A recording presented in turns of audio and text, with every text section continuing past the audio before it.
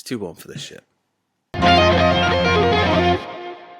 Hello, everybody, and welcome to... Oh, God, it's way too warm to be jolly, but hello. Hi. Welcome to Poddywood. I'm one of your slowly melting hosts, Steve Hester, and there's another fellow over there. Introduce yourself. I'm too warm. Yes, we are in the middle of a UK heat wave, which is why, one, obviously can't be bothered shaving. Two, we're doing something incredibly stupid by wearing black t-shirts. Yeah. And three, we're still bringing you episodes of Poddywood. Minus a guest this week. We Yes. are back to the old format. We've had some people saying, what's going on with what's in the box? You know, Charlie Wilson's War was like a month and a half ago. Or Rocky Balboa, depending on which side of the fence you came down on, whether or not you were paying attention. And did you actually watch the other Rocky films in the interim? No, did a buggery. In other words, then we are going ahead with Charlie Wilson's War. This is a kind of nice, easy in-between episode. And at the end of the show, we're going to let you know what the next evolution of Poddywood is going to be moving forward. Yes, because we've got a lot of interesting things coming up over the next few weeks and a lot of big surprises, but we're going to get into those in a bit. Yes. Because right now, it's time to focus on the Tell 'em the year, Andy. Would this be the year after 2006 and before 2008 by any chance that you have no recollection of even existing in? Yeah. I think it may just be, 2007, of course. Steve's year that he seemingly watched absolutely nothing. I have yet to find a film we have pulled from the box from 2007 that you have seen. I have no idea what were even the big releases that came out that year.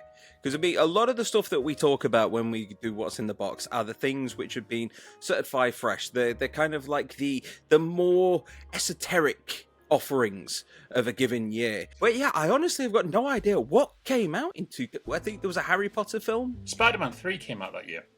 I saw that. Pirates of the Caribbean 3, did that come out in 2007 as well? I believe that came out as well. So you saw the real tentpole kind of stuff, but there's a lot of stuff in there you hadn't seen. But yes, this is Charlie Wilson's War. It's starring Tom Hanks, Julia Roberts, Philip Seymour Hoffman, Amy Adams, and it's a story about how a single senator from Texas was able to effectively kickstart the covert war in Afghanistan in the early 80s, which gave the Russians a bloody nose and also gave the Mujahideen enough ammunition to effectively take over the country and build a dictatorship in the form of the Taliban. So basically it's Rambo 3 but with better actors. Yes, and actually, speaking of Rambo 3, if you don't know about it, there is a note at the end of Rambo 3 talking about how, he's all behind the Mujahideen and the freedom fighters that are out there. It's amazing how, as it mentions in the film, you'll see, you think that something good is going to happen, and then it gets presented to you, but the future is still down the road. You never really know if what you've got is actually going to be good for you. But yeah, you've got Charlie Wilson, who was a real man. I think the last time that we had a real person was Breach, going way back when. Who actually I sent you the other day. I can't remember the guy that it was based on, but he died recently. But as far as I know, Charlie died a few years ago. So I did do a little bit. Not an awful lot. It was basically Googling while I was on the toilet about Charlie. And yeah, he got into a few little scrapes in his personal life, basically by being a heavy drinker, decent womanizer. He got into a few troubles with some DUIs and whatnot. But he was also the kind of person that had the ear of a number of important members in Congress, and Julia Roberts' character basically rings him up one day. She's a massive socialite, a millionairess, and she wants to do good around the world and promoting the Christian ideology. And she says, look at all the people that's suffering over in Afghanistan. You need to go over there and do something about it. He does, and it kickstarts his involvement in trying to do something to help these people, which ultimately results in the what did he call it? The subterfuge. Yes. Good work. Behind, yes, thank you. Behind funding a secret war in another country. And you've got Philip Seymour Hoffman in there as a guy called, what is it, Jost? Who are you again? Gus Avocados. I can't remember his name. What's his name? I don't remember your name. Gus Avocados. When did you watch this movie? I watched it last night. I've I watched slept it since 5 then. weeks ago. Yeah, okay then. What's his name then? Gus Avocados. I don't remember from 5 weeks ago. His name's Philip Seymour Hoffman. It What doesn't is his matter name? who he is. Gust. It's just the fact that he's there. Gust. Yeah, well, my name's Gus with a T, but I don't care. There you go. Gust. It's Gus with a T, which I So think is a bit weird. Gustafsson. Yeah, or Gustavo. Yeah. Or he claims that he's Greek, so it'd be Gustalophidus or something like that. Gus Avocados. And he works for the CIA, and he is the middleman between Charlie Wilson and the weapons dealers of the Middle East and beyond. And in terms of a cast, it has got a stellar cast, in addition to the few that I mentioned earlier. You've also got 3 members of the Iron Man family. You've got John Slattery, who plays the head of the CIA, Yes. who played Howard Stark, Tony Stark's father. You've got, where is his name here? You've got Farhan Tahir, who played one of the assistants to the Pakistani Prime Minister, who played Raza, Tony Stark's enemy in the original Iron Man. And where's his name? I can't remember. You've also got the guy who played Yinsen, who was like the spark behind Yes. Iron Man himself. So 3 very important people in the Marvel Cinematic Universe. And of course, you've got the guy who played Balin, Ken Stott. Balin, at your service. Yes. I knew you'd pick that one up. It's Lord of the Rings and The Hobbit. Yes. Of course I'm going to do it. So it's a very, very light and frothy political affair, unlike Breach, which was pretty heavy and a little bit ponderous at times. This does keep going. There's always something new. There's always some new development, some new moment which is pushing the envelope further, and it's written by Aaron Sorkin of The West Wing. So you know that the dialogue is going to be witty, it's going to be rapid fire, it's going to be well informed, well researched, and I think a lot of that does come across in it. There's very few moments where there's any kind of pause for breath in it. The characters react very naturally, and the performances come across very, very naturally as well. Yes. Some of the best performances. I mean, Tom Hanks holds it together. I think he's naturally one of the most likable people on screen. Mm-hmm. No matter what role he kind of takes up. Once again, this is rumor control. Here are the facts. A rumor goes around that he nixed a scene rumor. of Charlie doing cocaine in the movie. But no, apparently it's not true, because Tom Hanks turned around and said if the script would have called for it, he would have done it. I don't think I can cope with seeing Tom Hanks doing cocaine. Yeah, it's... I don't think I've ever seen it myself. No. Unless you've seen some of his interviews on Graham Norton, where you can swear that he has. I'm Julie. I'm Simon. Hello. Nice to see you. What do you do? Well, I'm the Duchess of Westmoreland. And what do you do? Well, I run British intelligence. How are you? You also have Julia Roberts turning in another fantastic performance. Yeah, but I honestly, there was something about that. I don't know why it felt like the chemistry between her and Tom Hanks was a little bit miscast. I don't know why. She's great, he's great, but the relationship between the two, I wasn't really... I don't know, it came across as a little bit faltering at some point. I don't know why. It is kind of hard to believe that in the one scene that Tom Hanks is bedding Julia Roberts. The disbelievability is there. But running away with the movie, it's our man, Philip Seymour Hoffman. Absolutely runs away with it. In every single thing he appears in, he runs away with the movie. He is a magnetic actor. He's one of those very, very few actors, really, that you can watch, and he completely immerses himself in a scene. You always knew that when you were seeing him, he'd spent nights, weeks burying himself in the script, doing his research. Even if new pages came along, that he'd spend hours just nailing it down so the dialogue would just be tripping off his tongue. How was it? And he does it in this. I think he's a little bit underused, to be honest, but he does have some fantastic moments, like when he gives the senator a whiskey bottle and then reveals about his indictment for being caught in a jacuzzi with hookers and cocaine, and he says, "That's a thick door. You stood there and you listened to me." I wasn't stand at the door. Don't be an idiot. I bugged the scotch bottle. like, really? Is there any sarin gas in this as well? It's like, yeah. Yes, he is fantastic. There's a very early scene where he's introduced to Tom Hanks's character, and Philip Seymour Hoffman can get so much out of being escorted into and out of a room multiple times. Yeah. It was like a farce, that scene, wasn't yes, it? It was. But it was all a thing that Charlie Wilson apparently would do when guests would come along so that they could gauge the room, I guess. Yeah. Couple of weird little things. Not necessarily directly related to the film, but one thing that I would like to bring up is I watched this on Amazon Prime. It's currently available on Prime in the UK, probably in the States and around the world.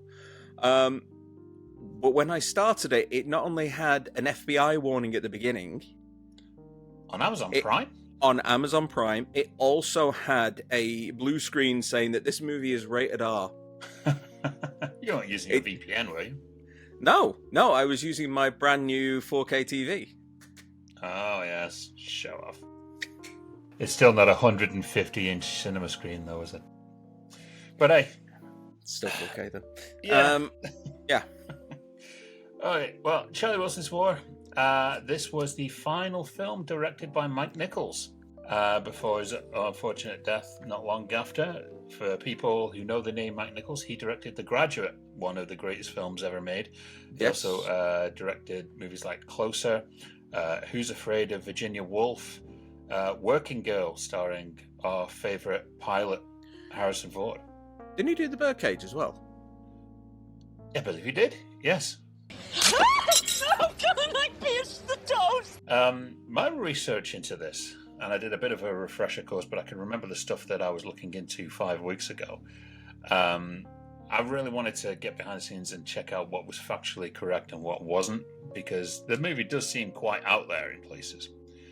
But the real Charlie was gifted a real Stinger missile, so which that he bit's real. which he kept in his home.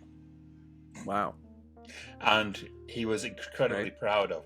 Now, thankfully, it's not the handheld mock-up missile that ended up blowing up on set and injuring a special effects assistant during this movie. Oh, yes. Trust me, we are going to be talking about some on-set accidents through the course of today. Alec Baldwin wasn't originally cast, was he? Ooh. That joke is 97 minutes old, like his last movie. This movie has obviously never gotten its release in Russia to this day. I wonder why. Well, we can't imagine why. No. There was a scene I picked up with my surround sound watching on my 150-inch screen when I was watching it 5 weeks ago. The scene when they Do tell me which it is, because I might have picked it up on my Dolby DTS 5.1 system. Oh, well, quite possibly, since though you only just watched it last night. The scene when they are discussing the Soviet withdrawal and the ramifications of it, you hear jet engines soaring overhead, which is a very subtle nod to 9/11, because that withdrawal obviously opened up the Taliban and Bin Laden to emerge. And it was like that can't be coincidental. Yeah, that has to be.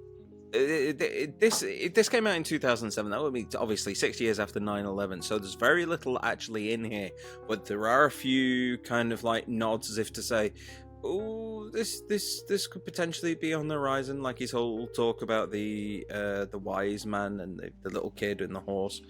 And yeah, they don't talk about any of it. They don't really touch on anything going past the end of it. I think it's like about the withdrawal from Afghanistan, which is middle to late 88. So there is nothing about 2001. There is nothing about Al Qaeda. There is nothing about the attack on the World Trade Centers or in the Pentagon or anything else. Like that. Well, at the time in 2007, it was still kind of raw for people, unless you're Oliver Stone or United 93, which basically rogued out the shit out of it for you and made you face. It's like, nah, sorry, you're going to sit and watch this. This film is also not without a bit of controversy. Okay. And that came from Arthur Kent, who was a Canadian journalist who actually ended up suing the filmmakers for using his material written in the 1980s without authorization on this movie. He ended up... What material? Basically, I think it was a lot of... It might have even been the script. It might have been story aspects of it. But he was a journalist from Canada. Oh, okay.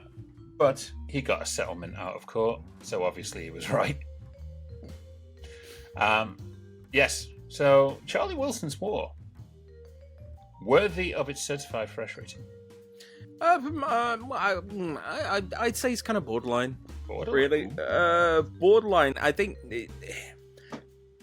the performances are good. The movie is enjoyable to watch. It rattles along at a good pace. Like I said, it seems well informed.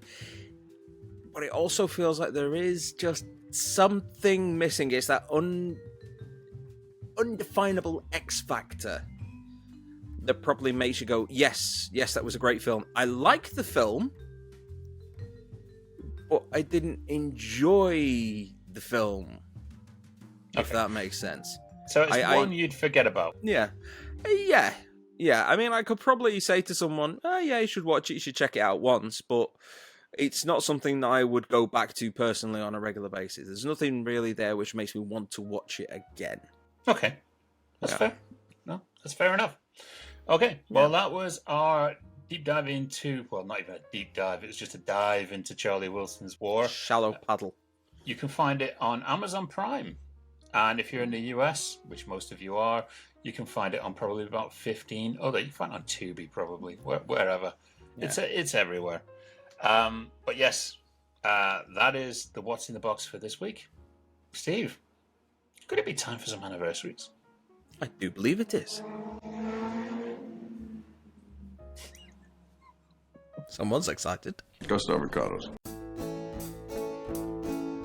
We watch them again all of the time, or we get them on Prime for free. But we only know how old they are when we learn their anniversary. Yes, anniversaries. The anniversary animation. It's been a while since we've actually seen that. Yay! Yes, well, it's been a while since we've actually done the two-person version of our show. I know. But, yeah, here we are. I mean, I've got to admit here, we are doing this show the day before the long-awaited The Flash is finally released. After 4 years, Richard Mirisch, I saw the pictures of you at the premiere last night, and reviews are really good. I've got to admit, I'm looking forward to seeing it very shortly, and I will let you know on a future episode. Maybe we'll even pull it out of the box for Steve. It's kind of that time of the year where superhero movies are constantly released because it is the start of the summer, and we can feel it. It is freaking roasting right now. Right, it really is. I am sweating like crazy. I do apologize. I don't look this greasy in real life. It's down to 18 degrees, and I know a lot of people are going, 18 degrees, that's nothing. Yeah, but we're British. And we're not designed for this. You should have been here yesterday. It was much worse. Don't know how it was for you up in the hills, but here it was terrible. Anyway, Steve, we're going to go and take a trip back to our childhood first. Oh, so yay. We're going to go back 40 years. Oh, no.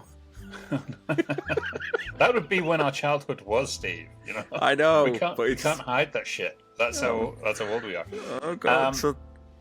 40 years ago this week, Superman 3 was released.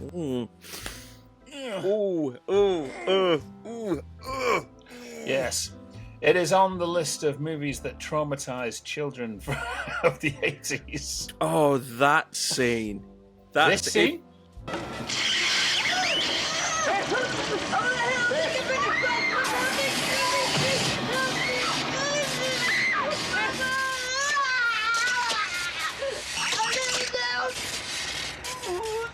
Yes? That scene. That Oh, just yes. being dragged into that machine and metallic bits going on.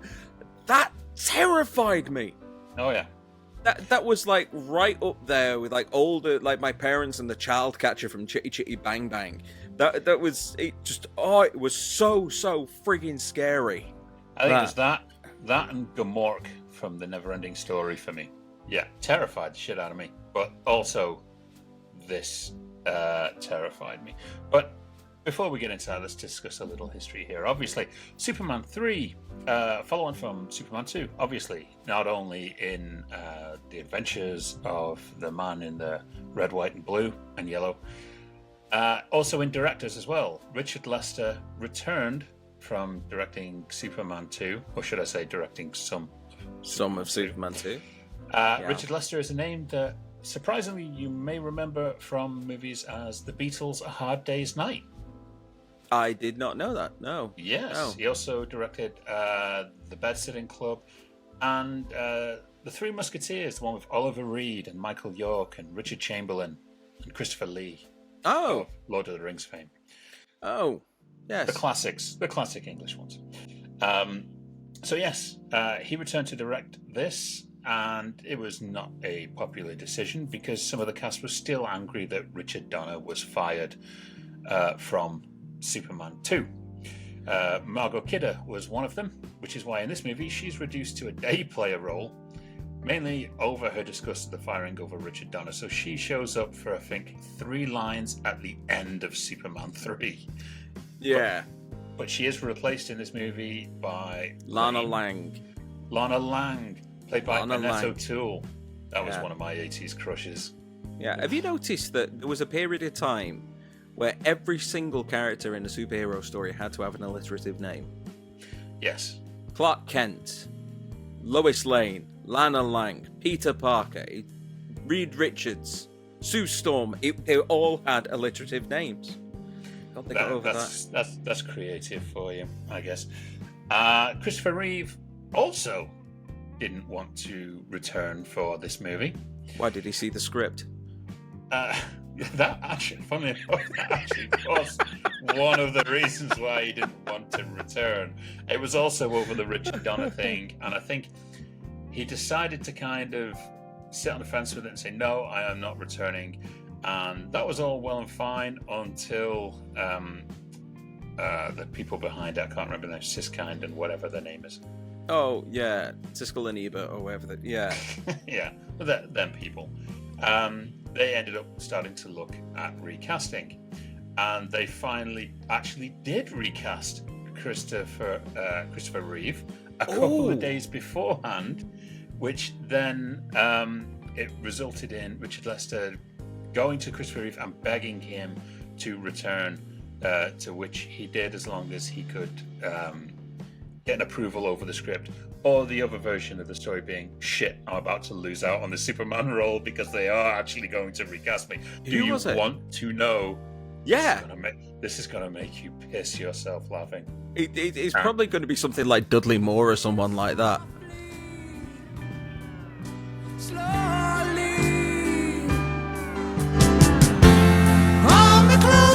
Tony Danza.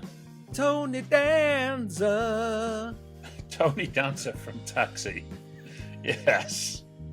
Oh my god. He was going to be Superman. But this movie, Christopher Reeve did return for. He had a bit of change over the script, of which I'll get into in a minute. But this was also the first time that he got top billing. Yeah, because it was Marlon Brando on the first one, and I think Gene Hackman got top billing as well. On the second one. Yeah. Yes. So this was the first time Superman got top billing in a Superman movie. in the original version of the script, Brainiac was supposed to be the main villain. There was also supposed to be another villain supposed to be played by Dudley Moore. You are kidding. I am not joking. Oh my god, I don't get any notice of anything that Andy pulls out the box, not pull out the box, but anything that he pulls out to do these anniversary segments. Oh my god, yes. Dudley Moore, Ridley. Yes. So Alexander Biskand, or whatever their names are. Obviously, when that didn't work out, I guess he went off to be Patch. If you give extra kisses, you get bigger hugs. Sorry. In Santa Claus the movie for them instead. What character was he going to be? Mr. Mrs. Pidlick or something like that? Probably. I don't know. It never kind of got past the initial kind of stages. He never filmed anything. Also, this movie was supposed to introduce Supergirl. And obviously, they went off and made their own Supergirl movie with Helen Slater.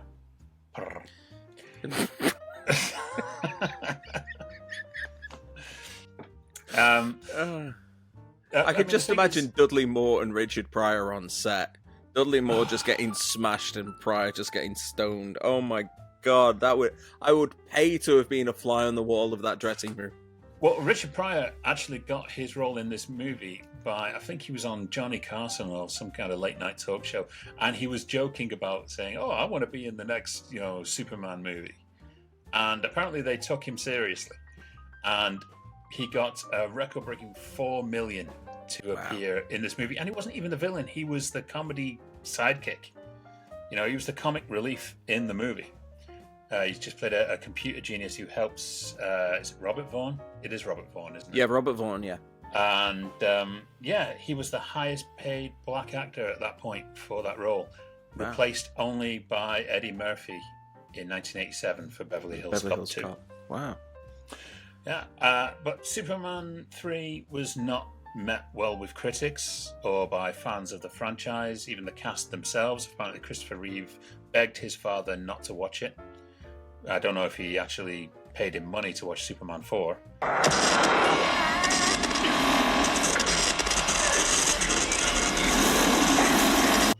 But it did fare pretty well at the box office. It was not a flop, despite what people may believe. It did make money. The main problems being it was released the week between the release of Return of the Jedi and Octopussy. Ah, right, okay. Which, if you are going to release a big window to come, that's a major blockbuster month. Kind of like this month with Spider-Man, Transformers, and The Flash, and Indiana Jones as well. The less said about that, the better. This is the second movie of only 2 movies that I've heard the song Earth Angel appear in. So the other one was Back to the Future.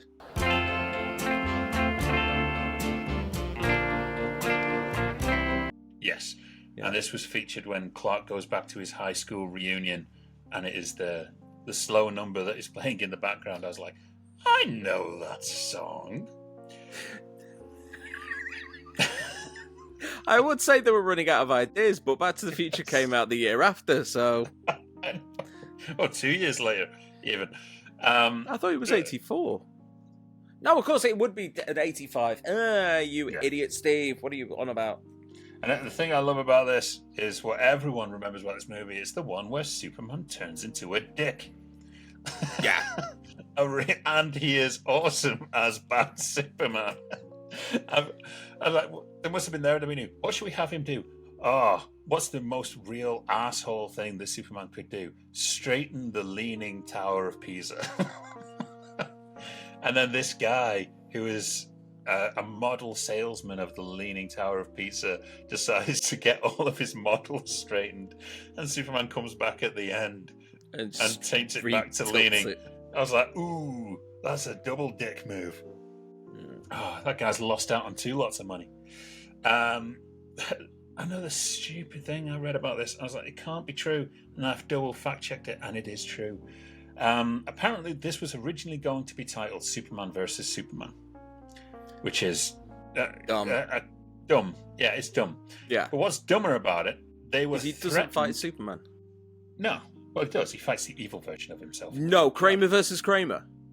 Kramer versus Kramer was going to sue the makers of Superman for calling it Superman versus Superman. Oh, God. Another thing you'll notice about this version of Superman, it is the biggest walking advertisement for Kentucky Fried Chicken you will ever see. And I know the reason why. Now, when this was not filmed at Pinewood Studios, all of the outside stuff, where you'd see the things for KFC, this was filmed in Calgary. Alberta? Yes, and Calgary is the home of the first ever KFC franchise. Wait, Calgary in in Canada? Yes. Is the home of the world's first KFC franchise? Yes. Wouldn't that be in Kentucky? You'd think so. So it should be Calgary Fried Chicken. Yes. Yeah, try and work that one out. I might have to go into the kitchen and just pour some water on my head because my brain's kind of overheating trying to think about that one. What can I say? This movie also has, as Robert Vaughn's main squeeze in the movie, Pamela Stevenson of Not the 9 O'Clock News. But for Billy Connolly. Yeah, and Billy couldn't get the comedy sidekick role in this over Richard Pryor. He would have worked for $1 million. Yeah. Mind you, Billy Connolly dies in everything that he's in. Let's pick a movie. Including the Muppet movie. And no one-legged son of a bilge-rat will... Captain Bones! He died? And this is supposed to be a kid's movie. Yeah. He's like Sean Bean. He has to die in everything. Except he doesn't say bastard when he does it. So yes, Superman 3, 40 years old, with the most traumatic scene of childhood memory, other than an Indian boy getting his heart ripped out in the Temple of Doom. Or the entirety of Return to Oz. Oh. Yeah. Yeah. That's rough. That's rough. Yeah. So what's next? Okay, let's go back 20 years. We're staying with a bit of a superhero theme here. 20 Jahren, yeah. Can you believe, Steve, 20 years ago this week, Ang Lee's Hulk was released. Oh, I've not seen it for a while, but what kind of stuck out for me is that it wasn't a bad movie. It was badly received by the comic book people. When you look back at this movie, it is not a bad movie at all. No. It actually, I would rate this as the first serious superhero movie. I think it opened the doors for Christopher Nolan's Batman movies, for movies like Logan, that are really serious, dramatic ones. This was the first one that really took the subject matter seriously. I kind of disagree with that because the X-Men did debut earlier, and yeah, it is more lighter in tone, but it still takes itself pretty seriously as a film. Well, the first one, at least. Like Lee said about the third one, and beyond the better, but... Yeah, but Hulk was even more serious.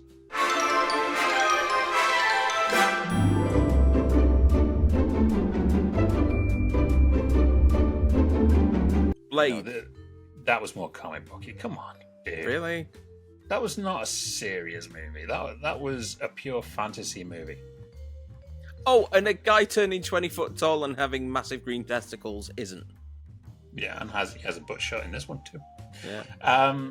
Well, anyway, the reason being, Hulk was directed by Ang Lee, which and you wouldn't like him when he's Ang Lee.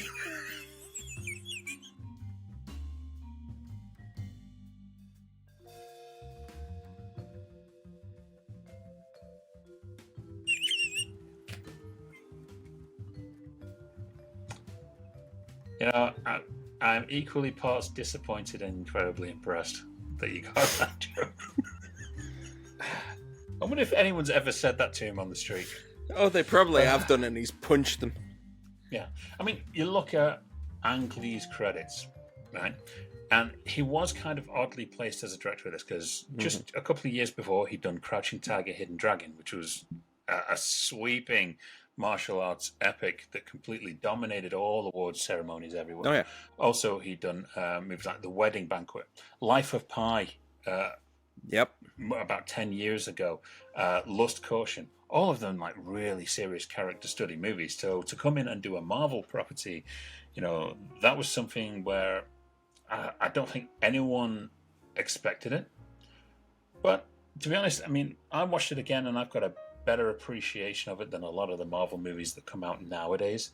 I thought it was a very bold choice to present it as an actual comic book. So you actually have the comic book panels during the movie.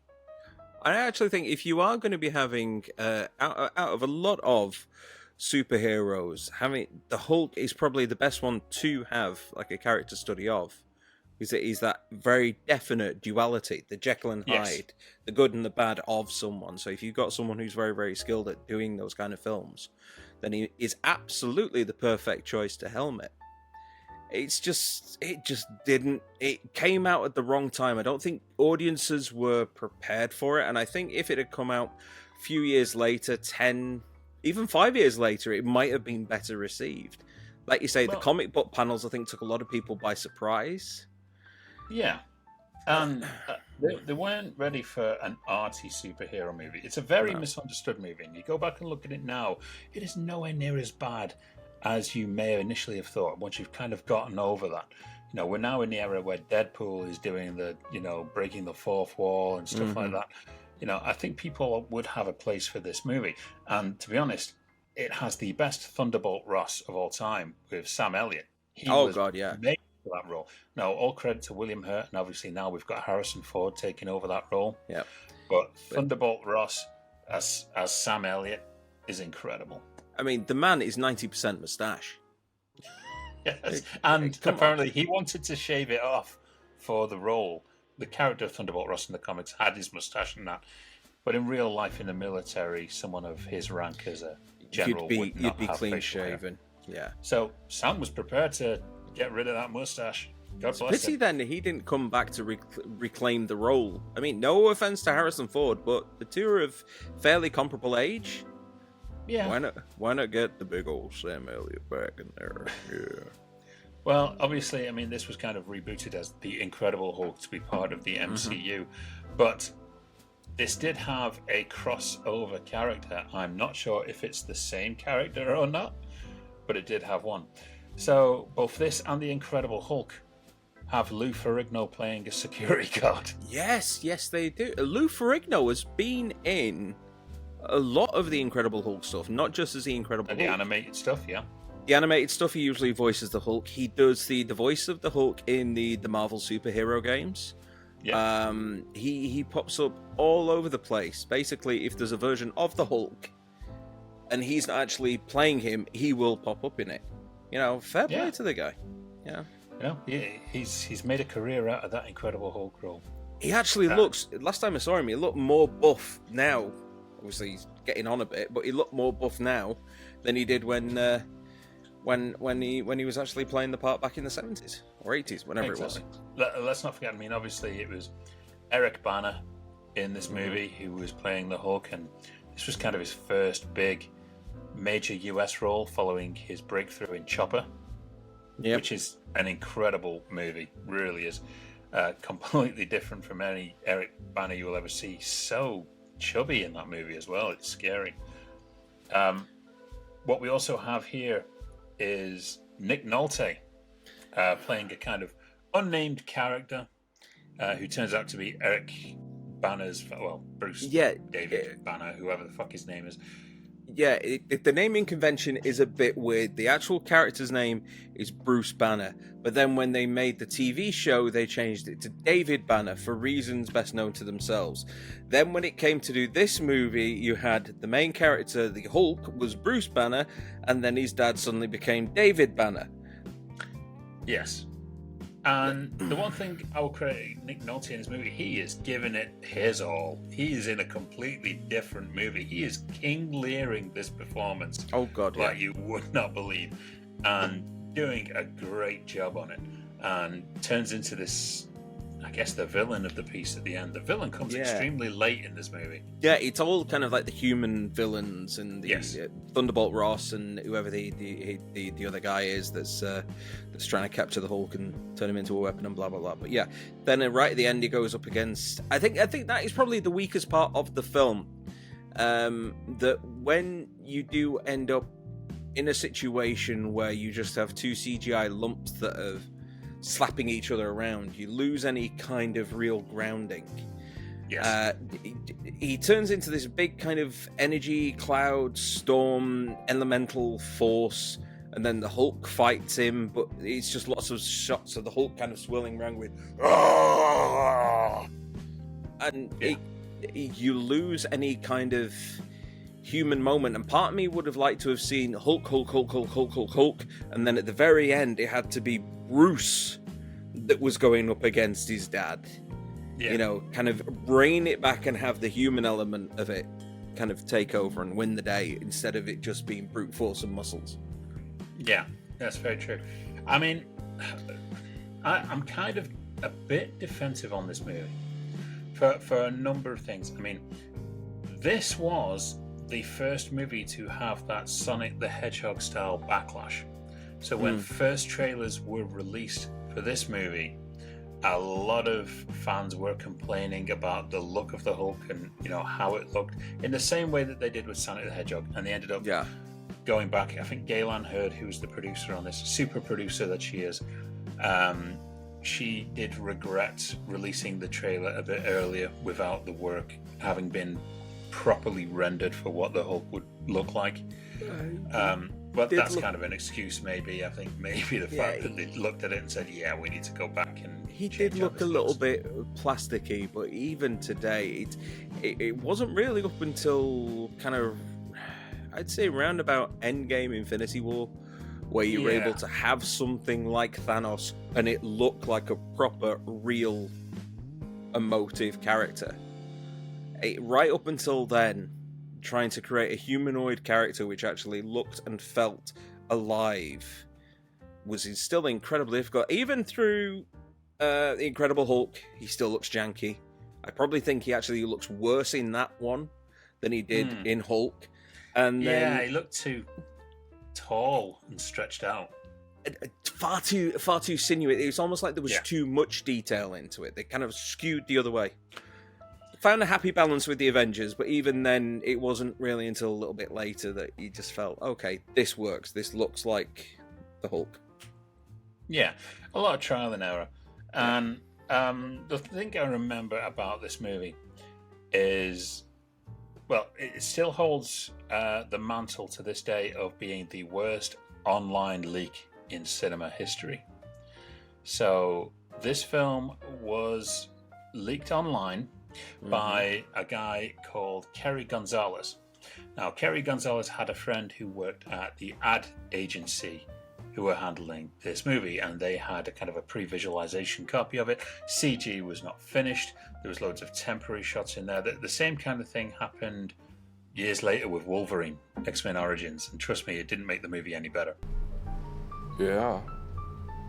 You didn't know that? But this got leaked online in that form, and a lot of people obviously downloaded it and saw this unfinished version of the movie, and that kind of affected its release in a lot of way, because a lot of these people obviously didn't go and see this movie because they were watching an incomplete version of this movie and judged it basically on that. And to be honest, there's nothing sicker than that kind of shit happening in this business. I mean, look what happened with The Mummy. How desperate are you? The Mummy trailer. That was just a trailer. trailer. Exactly. No!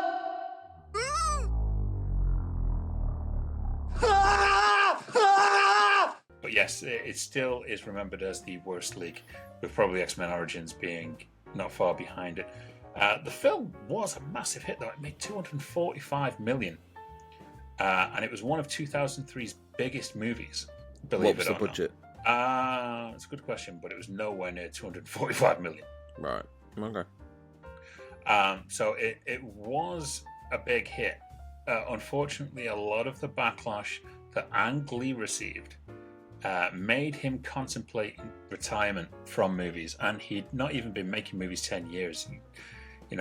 just about 10 years he'd been making movies. This was his first foray into a real Hollywood movie. The fans and the critics and everything just bombarded him. Some critics were actually really nice about it, but thankfully he didn't. He rebounded with Brokeback Mountain, which solidified him, and he goes on to win best director, best film, and everything.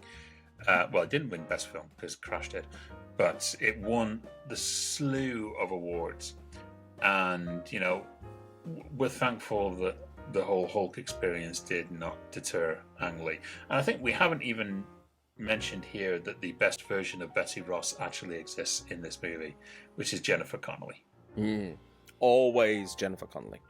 Always Jennifer Connelly. No offense to Liv Tyler, but Jennifer Connelly looked like Betty Ross.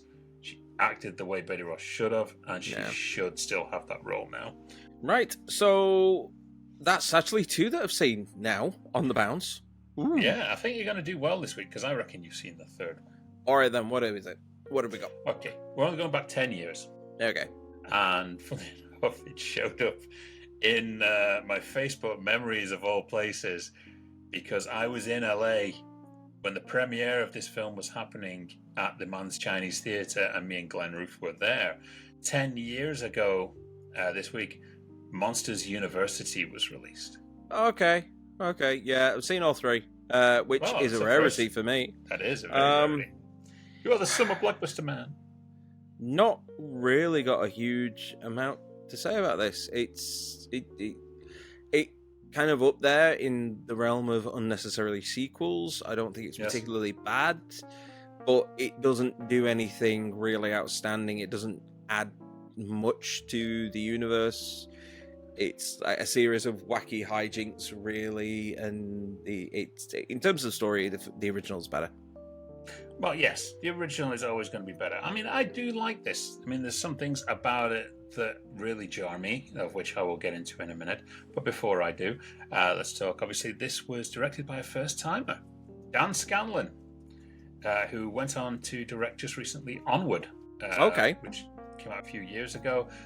He's also one of the main executives at, I think, Disney Pixar now. So he is very noticeable for his work behind Lightyear. And if you want to go back a bit further, there was a mockumentary that you should check out called Tracy, which you should look for, because I know you like your mockumentaries, but that's all I'm going to say. Anyway, the runaway success of Monsters, Inc. called for a sequel, as it would with anything. Well, a prequel. Yes. It was supposed to happen in 2005, but there was the obviously dispute between Michael Eisner at Disney and Steve Jobs at Pixar, which was highly publicized. So this film obviously was about as expected as a Pizza Planet truck and John Ratzenberger in a Pixar movie, which appear in pretty much every single Pixar movie going. Except recent ones. John Ratzenberger doesn't seem to be doing them as much. Yeah, I think the last one that I ever noticed him in was Coco. I don't think I've seen any of the other ones since where he's shown up. I definitely don't remember him in Luca. I haven't seen a lot of the recent ones, but I'd be surprised. He must be in there somewhere. But yeah, Jobs and Eisner being at odds ended up with this being circulated to an in-house Disney animation company called Circle 7 Animation instead of Pixar. And I think they were working on initial designs of it because they'd been working on initial sequel ideas to Toy Story and Finding Nemo, which obviously happened much later. Yeah. So it would be Toy Story 3 and Finding Dory. Yeah. Yes. But obviously Disney ended up buying Pixar, and this was put back on, and that effectively killed off Circle 7 Animation. They went under pretty much nearly enough straight away as soon as Disney picked up Pixar, so a lot of those people probably lost their jobs. This is the only time, this is surprising, this is the only ever Pixar movie that is a prequel.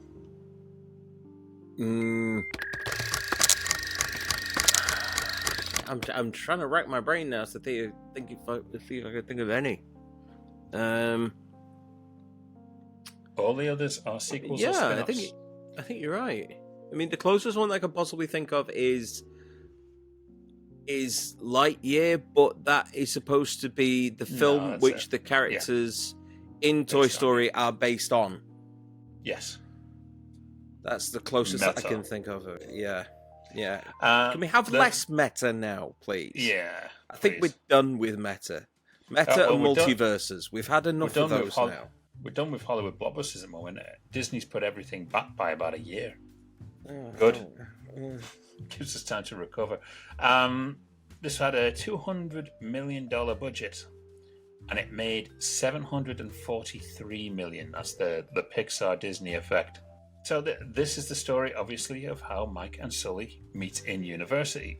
And when you take that into consideration, it makes one line in Monsters, Inc.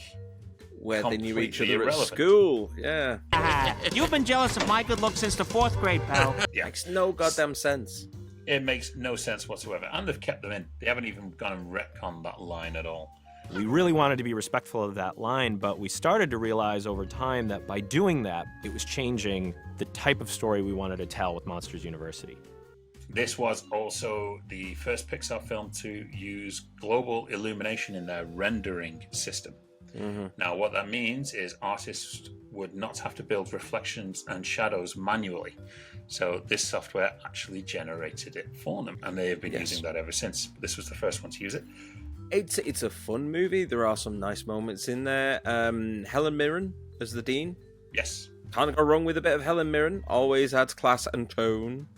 You can't go wrong with Steve Buscemi in any animated character. No. Oh God, what is the name of his character in Randall? Randall, that's it. Yeah. He comes across as a nice guy at the beginning and then ends up getting screwed over by it all. But yeah, it's just it's kind of forgettable in a lot of ways. It kind of, if it's on, I'll go, oh yeah, Monsters University. I wonder what else is on. It'll fill the time, but I don't think anyone's ever going to cry out for any more of Mike and Sully following it. No. Monsters, Inc. was the best in this franchise.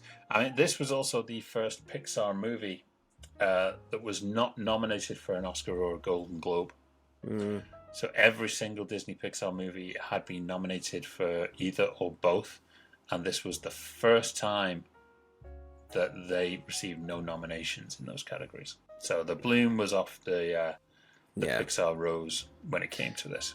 Yeah, I mean, Disney Pixar, they're still good. I'm not a big fan of the animation style and how it's all kind of switched to a more kind of like anime / Steven Universe kind of style with big round mouths now and the way that it looks. I'm not a big fan of big. That's going back to our Luca conversation from like episode 4. A little bit, but even like the animation style on things like Turning Red, I'm not. I don't like it. I find it irritating.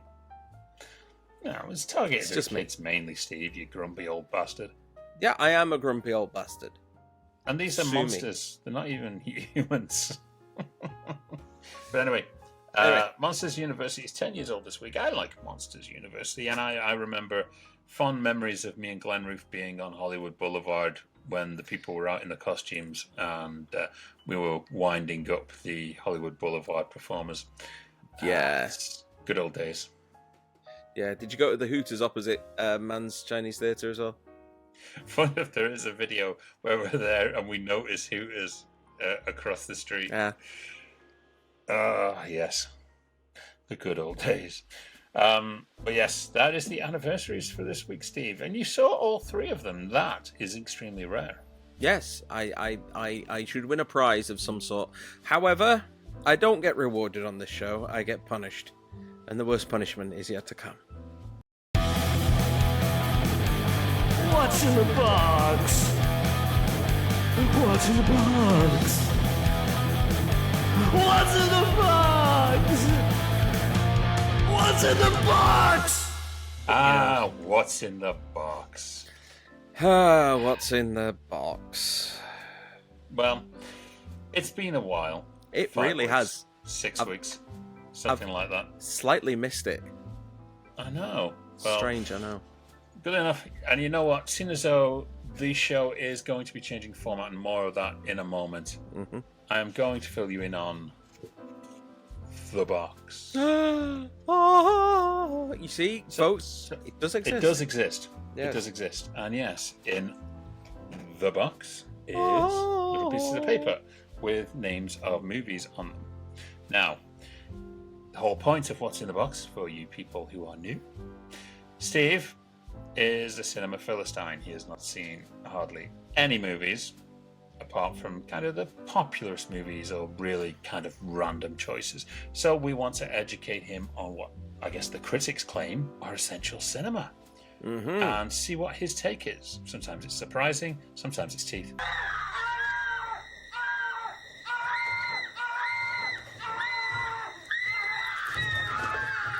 And sometimes, you know, there is stuff that really gets him angry. But it's fun, nonetheless. So, Steve. Okay. Are you ready for what's in the box? Yep. Let's start the music. Thank you, Bruce. Okay. For number 1. Okay. Now what is it? We've got up to 5 in the past. Yeah, we're never going to break that. No, we're not. That was a pure look of stretch, and I blame the Disney movies that we pulled out that got us that far, because you have kids now. Yeah, that was the excuse.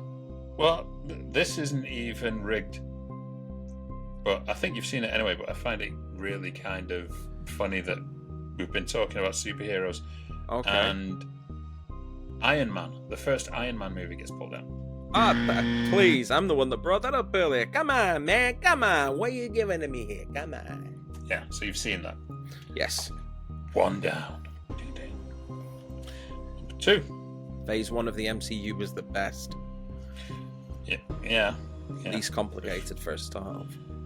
Before Overkill happened. Yeah. Oh, okay. Ooh, what do you see in this one? And funnily enough, this is very relevant today. Steve. Okay. The second movie pulled from what's in the box. It's 2007. Oh no. You're not escaping this year, dude. No. The movie is the Coen Brothers' No Country for Old Men. No. Oh. No. This is actually one of my favorite movies, so this is going to be very interesting. Yes. I've seen like a little clip of that. I've seen what's his name? Javier Bardem, Santon Chigga in the gas station. Oh, brilliant! Which was just just seeing that one scene, I was just like, oh boy. I cannot be unbiased about this film. It is possibly one of the greatest films of this century, and I will honestly say 100 years from now it will still show up in the top 100 of the 2000s. It is simply incredible. And I do like the Coen brothers, so bring it on. Yes, absolutely perfect. And that will be on our What's in the Box in a couple of weeks, and this is why we kind of have to explain now. The reason why there is going to be a little change. Now, poor Steve has been incredibly overworked with our new format, and I think we both have. And the main reason being is because a lot more people are showing active interest in Poddywood, and we're wanting to get all these guests on. We're really wanting to engage. Our viewerships are going up. Yeah. And, you know, we want to enjoy doing this. And for one, we are going to need you to subscribe because it makes the job worth it. Really does. Hit the bottom down below. The more subscribers that we get, the more that we feel like, yay, we're reaching out there. We can start really, really pushing the envelope on some of this content. Hey. Exactly. And no more is that so in the fact that our next episode, we have got Levitran. And Levitran is one of the biggest breakout stars. She is about to debut as a member of the Expendables team in Expendables 4 this September. And she is looking forward to coming on our show. She's been watching some of the recent episodes. She really likes it, and she wants to come on and talk about her career. And that is absolutely huge. I don't think we've seen her on any podcasts recently. No. So for us to kind of get this upfront view of what it was like on The Expendables 4, joining this male-dominated franchise, and she is kick-ass. If you've seen the trailer already, she is incredible.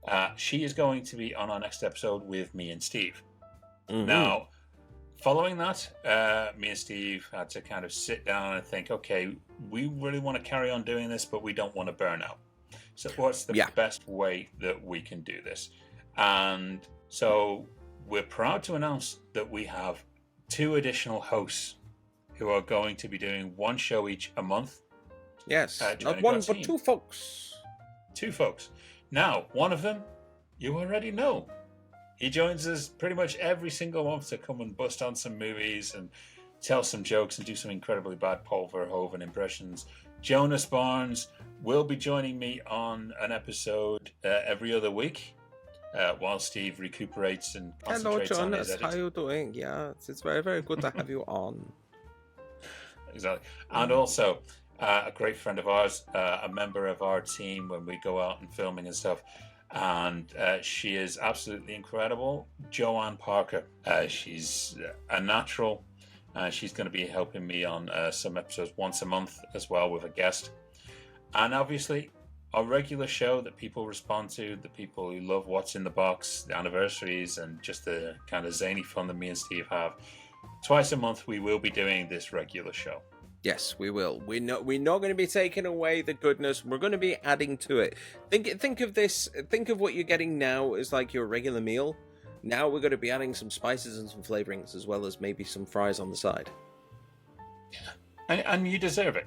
So at the end of the day, there has been occasions where it's gone over a week or a week and a half to where we've not been able to get an episode out because of schedules and because Steve works and I work, and we've got a lot going on. But now with the 2 new team members that we have, we will, by the look of it, be getting an episode out a week. And they'll be varied. So you will have the regular episode with us. You'll have a guest episode. And we may even splurge on some After Dark as well for you Patreon people. Just if we have an extra half hour left in our body and we just want to shoot the shit on an audio version, you'll get Poddywood After Dark in our luxurious jazz bar setting. Yes, because that's the only place where we can legitimately go online to say without it being bleeped. Yes. You get everything you love, but you get it more. Yes. And with cider. You get it with cider as well. It is bloody warm out here, so we're having the cider news we're right here. But no, we thank you all for tuning in and joining us for an hour out of your week every week.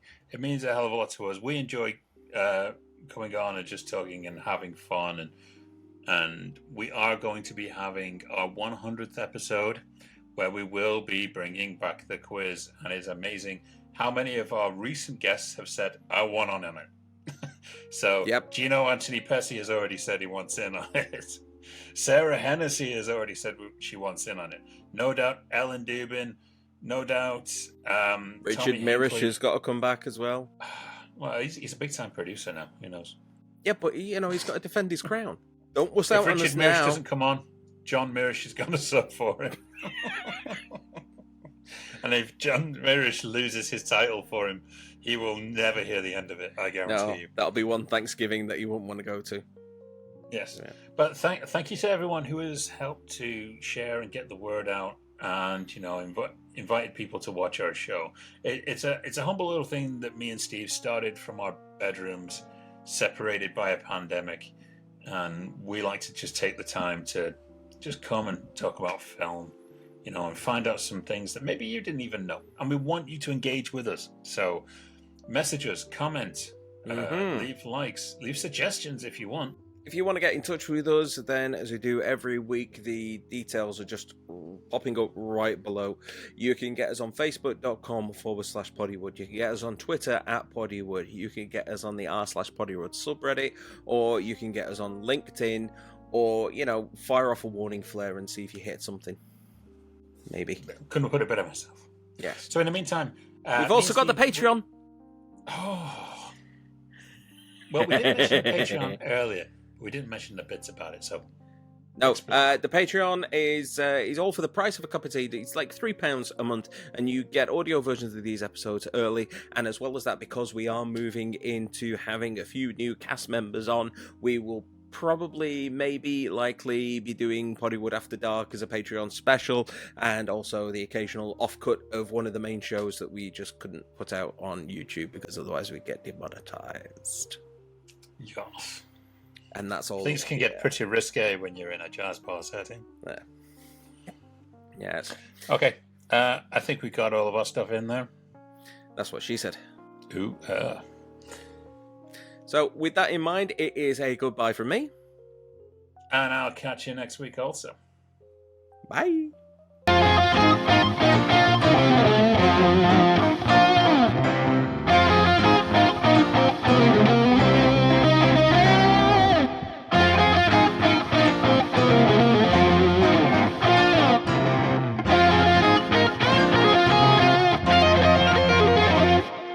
Getting more of that cider down my neck and go in your and get the apples.